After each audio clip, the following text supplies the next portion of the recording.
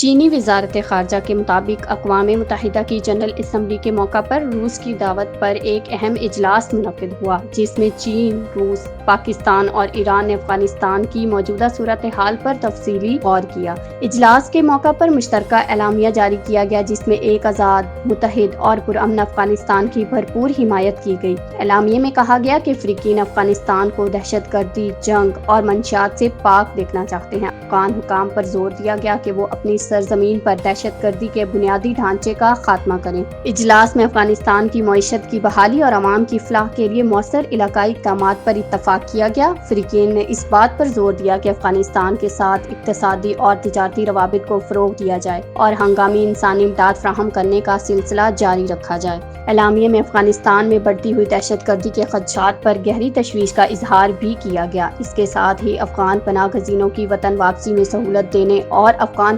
خواتین کو تعلیم، روزگار اور معاشی مواقع تک رسائی دینے پر زور دیا گیا۔ یہ اجلاس افغانستان کے استحکام اور خطے کے امن و امان کے لیے ایک اہم قدم قرار دیا جا رہا ہے، جس نے عالمی برادری کو یہ پیغام دیا ہے کہ ایک پرامن اور خوشحال افغانستان ہی پورے خطے کے مفاد میں ہے۔